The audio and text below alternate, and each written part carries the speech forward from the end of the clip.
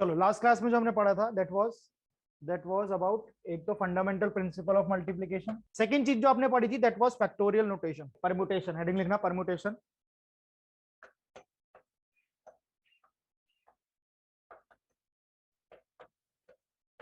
ठीक है, परम्यूटेशन को दिखाते हो आप कैपिटल पी से, ऐसा कैपिटल पी से आप परम्यूटेशन को दिखाते हो।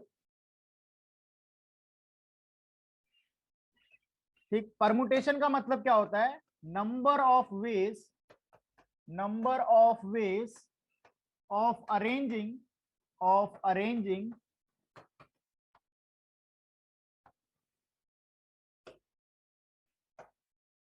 आर एलिमेंट्स, या फिर आर ऑब्जेक्ट्स लिखो एलिमेंट्स की जगह, of r objects from n objects. It is denoted by NPR। ठीक है, n ऊपर है और r नीचे है उसके पैरों के पास, NPR। ठीक है, ये एक्चुअली परमुटेशन वही फंडामेंटल प्रिंसिपल ऑफ मल्टीप्लिकेशन से ही आया है। ठीक है, आर, सॉरी एक चीज यहां पे और लिख लेना, आर डिस्टिंक्ट ऑब्जेक्ट्स, या फिर ऐसा क्या, डिस्टिंक्ट यहां मत लिखना, डिस्टिंक्ट लिखो यहां पे, फ्रॉम एन डिस्टिंक्ट ऑब्जेक्ट्स, है ना, ये इंपॉर्टेंट वर्ड है, इसको मत भूलना। एन डिस्टिंक्ट ऑब्जेक्ट्स, डिस्टिंक्ट का मतलब अलग अलग है, एक जैसे नहीं दिख रहा है कोई भी। परमुटेशन का सीधा मतलब ये है सर, आपके पास अगर कुछ एन नंबर ऑफ ऑब्जेक्ट हैं, जैसे आप अभी तक क्या क्वेश्चन कर रहे थे, आपके पास 5 डिजिट है, उसमें से 3 डिजिट नंबर बनाना है, या कोई 6 डिजिट दिए उसमें से 4 डिजिट नंबर बनाना है, तो वो क्या हो गया मेरे पास यहाँ पे एन ऑब्जेक्ट्स में से आपको आर ऑब्जेक्ट्स को अरेंज करना है। सीधा सीधा बात वही वाला, अगर आपकी क्लास में 15 स्टूडेंट्स हैं, मेरे पास केवल 5 बेंच है क्लास में, 5 बेंच। ठीक है सर, तो 15 स्टूडेंट है, 5 बेंच है, तो मैं कितनी तरीके से इन बच्चों को बैठा सकता हूं यहाँ पे, यही था सवाल पहले भी। तो हम क्या करते थे सर, 5 बेंच है, तो पहली प्लेस के लिए कितने बच्चे हैं? 15। 15 में से 15 कोई भी बैठ सकता है पहली प्लेस पे। एक बच्चा यहां बैठ गया, अगली प्लेस के लिए कितना? 14। अगली के लिए कितना? अगली के लिए 12, अगली के लिए 11। इतने तरीके से मैं इन 15 बच्चों को बैठा सकता हूं 5 बेंच पे, है ना, ये फंडामेंटल प्रिंसिपल ऑफ।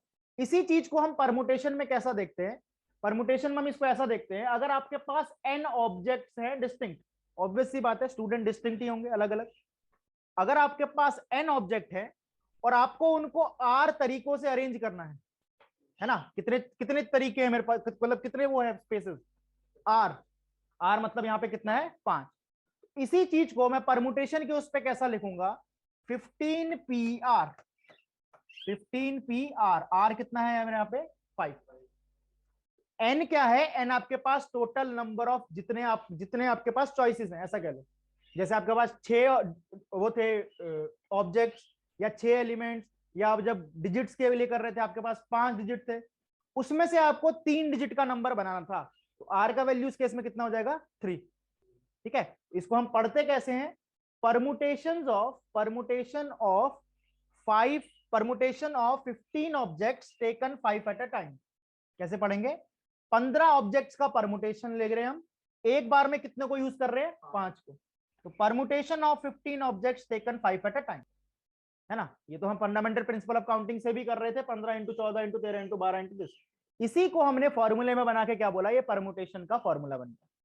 ठीक, तो यहां से एनपीआर या फिर ऐसा, इसको सॉल्व करने का क्या तरीका है? 15p5 को इसको सॉल्व कैसे करेंगे? क्योंकि एक्चुअली मुझे मतलब तो नंबर से कि कितने वेज में मैं इसको अरेंज कर सकता हूं, है ना, ऐसा पी टाइप में लिख के दोगे मेरे को कोई फायदा नहीं होगा, इसको सॉल्व करना पड़ेगा। तो इसको सॉल्व करने के लिए आपके पास एक सीधा सा तरीका है।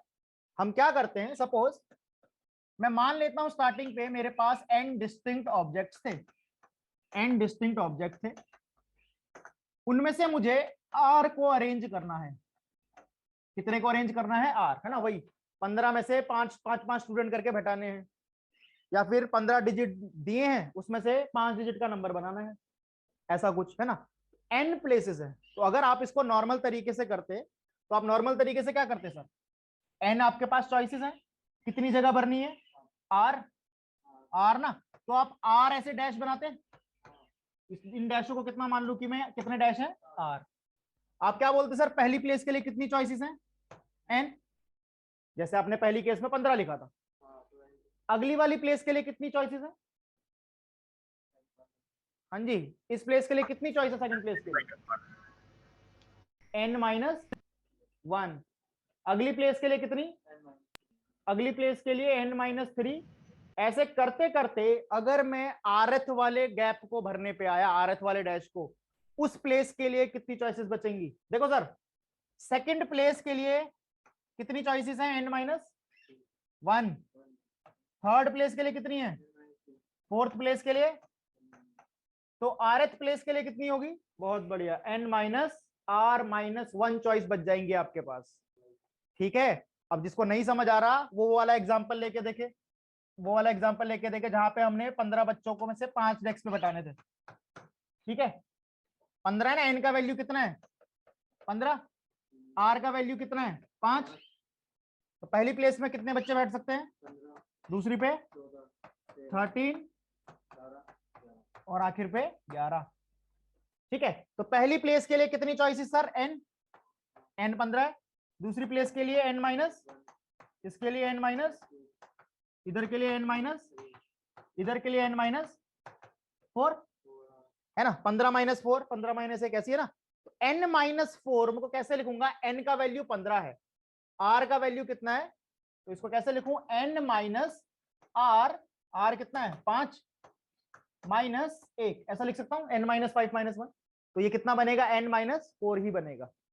तो rth प्लेस के लिए आपके पास कितनी चॉइसेस हैं, n-r-1। क्लियर है, हाँ जी, किसी को कोई दिक्कत इसमें, ऐसा करने से अभी तक मेरा फॉर्मूला नहीं बना सर, याद रखना, मैंने n से मल्टीप्लाई करना शुरू किया, ये तो फंडामेंटल प्रिंसिपल ऑफ काउंटिंग में मैं वैसे भी कर रहा था, मैं एक्चुअली अपने NPR का फॉर्मूला बनाना चाह रहा हूं, तो मैंने शुरू क्या कहां से किया, n से, गैप भरता गया, इसके बाद क्या करो, इसको ओपन करके लिखो ना ब्रैकेट, इसको ब्रैकेट कर ओपन करके लिखोगे तो कैसा दिखेगा ये, n-r+1 है ना, ब्रैकेट खोल लो, उसके बाद इसको आगे मल्टीप्लाई करता हूं, आगे मल्टीप्लाई करना शुरू करता हूं, इसके बाद क्या आएगा, n-r+1 के बाद कितनी चॉइसेस बचेंगी, n-r, उसके बाद n-r-1, बहुत बढ़िया, कहां तक जाएंगी ये, इंटू 1 तक।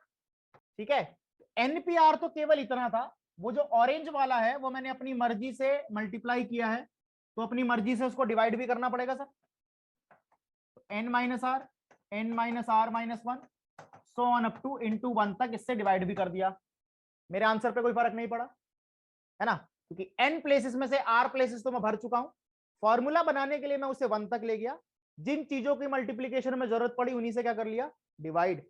ऊपर वाला आप में से सभी को n फैक्टोरियल दिख रहा है, 1 से लेके n तक का मल्टीप्लीकेशन क्या होता है, n फैक्टोरियल, और डिनोमिनेटर में 1 से लेके n-r तक का फैक्टोरियल कितना होगा, n-r फैक्टोरियल। अरे 1 से लेके किसी नंबर तक का मल्टीप्लीकेशन उसी का फैक्टोरियल होता है ना, 1 से n तक था तो n फैक्टोरियल, 1 से n-r तक था तो, ठीक है, तो NPR को सॉल्व करने का तरीका ये है sir, n factorial upon n-r factorial, ये डेरिवेशन थी, ये रिजल्ट है आखिरी, NPR is always equal to n factorial upon n-r factorial. Clear हुई ये चीज,